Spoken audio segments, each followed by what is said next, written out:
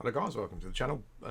Bob back here, and I thought I would just do. There was some exciting news yesterday, and I posted up a picture, and a few people were sort of asking about it. So I thought I would do a video on it.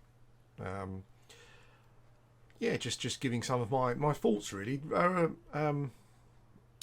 Rogian, I'm not sure how you pronounce it, mate. Put this picture up yesterday on the website, on the forums. Everquest Project 1999, and the experience begins October 2019. This could be the much lauded, much anticipated green server, which is going to be, I think once they've got the blue server finished, the plan was to then create a new server that started off vanilla, and the timeline was accurate to the original timeline. So when patches were implemented, the patches would be implemented on this server to coincide with the timeline. So we would obviously reach Velius a lot quicker than we did on Blue. That seems likely. I know there was talk of a team server, but looking at the picture here, I think considering the image has got a green tint, I think it's probably going to be the green server, which, as far as I'm aware, means that it's going to be a new server starting off right from the beginning and going up to the end of Elias. And I think all of the patches and updates and expansions will come out at the same time frame as they did when Everquest was originally released. And then Cunard came out, Velius came out, and all the patches in between and after. The title of the post is "Hey guys." So I'm guys as in, guys, this guys. So I'm assuming that I'm just assuming. I'm not sure if it's correct. I'm just assuming that that's what it's referring to. In regards to what the experience is going to be like, it's like initially when I heard about it, I thought, great, it's going to allow me to create a video series going through from the beginning, right from the beginning, when EverQuest was first born, in that infancy, and then do a video series that went straight all the way through to the end, and that would be good fun. And I think it would be good fun. But I think from someone who's like a I guess like a content creator who wants to who wants to, what should we say, who wants to be able to have content of achieving things and having footage of doing all the good stuff. I then got to thinking on how how things would actually work in reality, and I think one of the I'm not sure how they're going to police it, or if they've got any thoughts on how what they're going to do with regards to play nice and stuff. But unfortunately, I think there are certain people who play games, and they play games as though it's a competition, which I think is good, but they play games as though it's a real life competition. So what I would imagine here is, if you just take the title for example, "Hey guys of Deceiver," I imagine this terrible situation where guilds, people who literally can just sit on an MMO all day, every day, will be camping things like Guys of the Deceiver, and they'll be charging people for the right to loot it and all that kind of stuff. And that to me is just, I know that there will be some people out there who will say, no, this is exactly how it should be, it's competition, blah blah blah, but actually it's not how it should be, and it's not how it was. It was not like this on Classic, certainly not at the start, because people were just not aware of how important or valuable these items were going to be.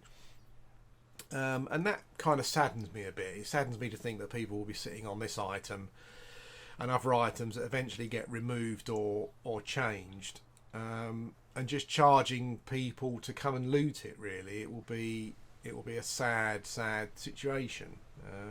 For someone like me who wants to create content, and I would love to create, for example, content where I go and camp a guys and get one for myself. But I'm not sure how realistic that's going to be. I think it might be a bit pie in the sky, to be honest. I think that you'll get situations where there'll be lists, and whatnot, and as I said, I'm sure there'll be some people out there that think it's a good thing and it's classic, but that's not actually classic, really. It's not classic. It's not Everquest just released and we're all playing it for the first time kind of classic. I know that's not realistic, but I also don't think that, you know, camping an item and having lists and charging for it is also a good idea. I think it's a terrible idea. I think there'll be a lot of. I just imagine there being a lot of toxicity over it and stuff. And yeah, it'd be interesting to see how you could police it. I'm not sure I've got any particularly good ideas. I mean, you could just say it's free for all, and you can't claim these particular camps. I guess you'll then just get people there in mobs trying to DPS the thing down. As I'd actually prefer that, to be honest, over lists. You might still get the same people, you know, the people who dedicate their life to this sort of thing. They're in groups nuking it down. At least I think it would then, at least in that way, I think it would be more competitive.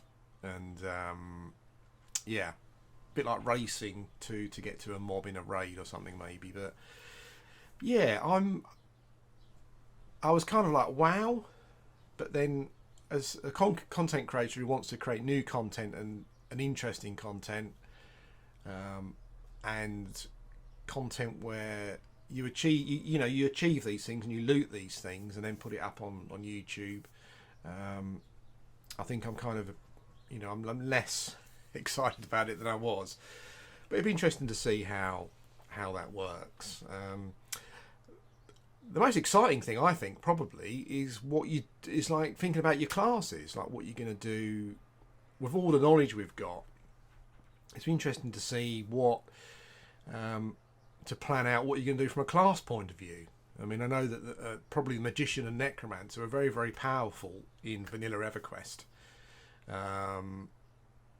Less so as things moved into Kunark. It's but I know that I imagine a lot of people will start off out the gates creating Magicians and Necromancers just to get that first character to 50, and then maybe start going around camping stuff before things move on.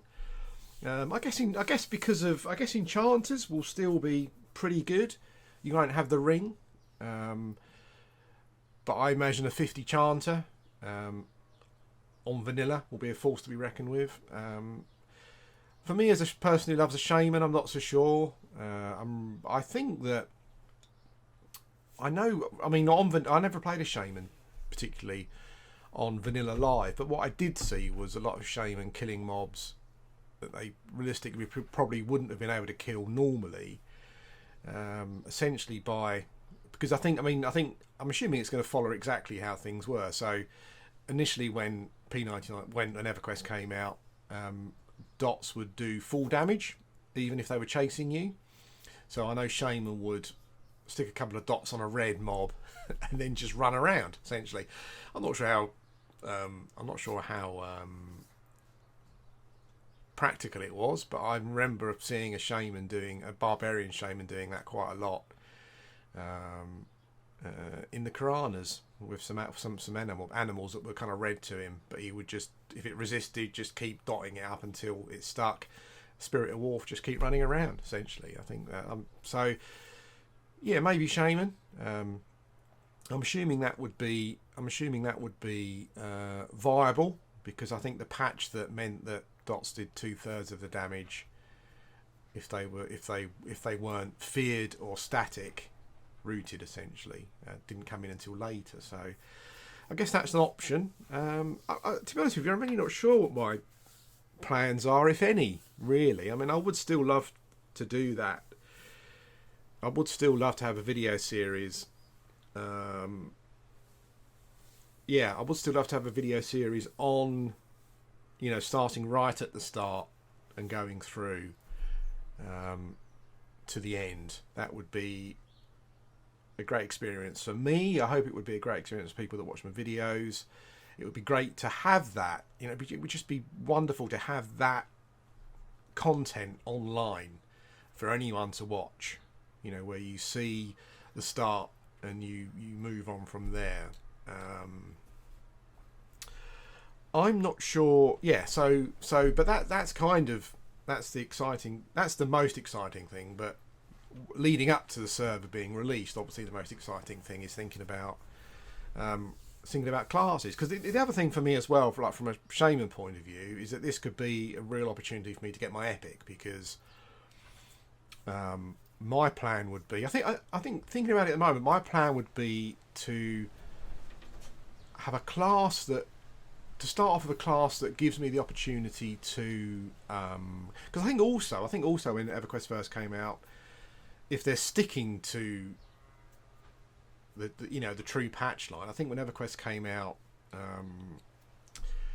I think, like, for example, I think pets you could send your pets in and it would kill a mob without you doing any damage, or you would only need to do 1 point of damage and you got 100% XP. I think the 50% XP thing came in later, so I'm not sure if they're sticking to that. If they are, I guess we're going to see a lot of magicians and necromancers at the start. So I think my plan would be to limit myself with regards to what I would probably have 2 characters, essentially. Going back to the shaman thing, I think that waiting till October, just because of how Blue Server is now and the way the shaman epic works, I mean, I think it'd probably be easier for me to wait till October, get a shaman to 50, and then wait for Kunark to come out and then do my epic. Because I assume that tiers will be easier to get for a period of time in the timeline. So yeah, so my plan. I mean, if anyone has got any advice for me personally, which I won't give out, if you want to PM me on what you're going to do, and what you think maybe I should do as a content creator to get ahead of the game, essentially, yeah, just drop me a message and I won't. If it's a PM, obviously I won't give the information out. But my plan would maybe be to start off to get a class that's powerful in pure vanilla to 50 as quickly as possible. Then use that character to maybe go around. I'm not sure how, again, because of the way that I think things will be camped, I'm not sure how realistic it's going to be, but then maybe use that character to go around picking up some items that I'd like to get. Maybe get them on the way up. Try and pick up these interesting items on the way, or a bit later on before they get nerfed or removed. Yeah, and then once that is done, is then to start a shaman. Level the shaman to 50, and and then be prepared for that for the epic quest when it all kicks off when Kunark comes out. So that's the kind of my thinking behind it. I'm not sure how realistic that is. As I said, I'm not sure how realistic items will be. But I was going to do a video on the Pantheon stream recently, and I might do that at a later date, but I think moving forward, I mean, obviously people are waiting for Pantheon, but looking at the stream again, they were kind of talking about. There was a bit where they were talking about animations, and one of the devs said over the coming months, etc. We're going to be working on new animations, that kind of thing. So I think that Pantheon is still a fair way off. It's not. I don't think it'll be this year. I mean, the alpha hasn't even started yet. They're still in pre-alpha. And pre-alpha has been going on for a lot longer than I think I expected anyway. I remember a couple of Christmases ago, they were going into pre-alpha and thinking, I might be able to get into alpha in a year or so, but that's still not a thing. So yeah, so I expect Pantheon to still be a ways off next year, maybe. Even then, sort of not super convinced. So yeah, so going forward, like classic MMO wise, P99 will probably still be my main focus. So come October, I'll be hoping to start a series that will show you the start running right through to the end. So maybe at some point during that time, Pantheon might then come out. But anyway, that's kind of some thoughts that I've had. If you're excited, let me know. got any plans, let me know. If you want to do something, let me know. If you want to be part of the experience as I go through, then let me know. You know, I mean, I know that sometimes I probably come across as a bit antisocial. I'm not antisocial. I'm just socially anxious. So, yeah, if you think that you're going to start and you want to be involved and you want to be in some of the videos, you want to help me along, give me advice, then yeah, I mean, by all means, like, please do. Like, the more the merrier. You know, I mean, I imagine that my health situation will be probably very similar in October to what it is now. But when this server comes out, assuming that it looks as it appears to be what it is, then I'll be playing it every day and be dedicating a lot of time to it. But the only time that I can play is off peaks times generally. From a UK point of view, I generally log in the morning, about 8-9 a.m. UK time, and I'll play through for about, depending on how I'm feeling, you know, 5-6 hours maybe. So yeah, so if you want to be part of the experience, you know, the series that I'm hoping to do, assuming that I'm still here, then yeah, then just let me know. I'll be happy to set something up. I'll be, you know, I'll be going hard at it. So I'd hate for you to look forward to something and then I'm playing every day and you can't play every day. That wouldn't be great fun. But yeah, certainly, like, you know, if you're interested in blasting stuff through in the early 2 or 3 weeks, then yeah, I mean, to be honest with you, I'm sure most of you will be ahead of me. I would guess. I imagine most people's plans would probably be playing more than 5-6 hours a day. So yeah, we'll see how we go. But anyway, yeah, Everquest P99 looks like it will probably be the green server. We'll wait and see, but yeah, it's gonna be fun.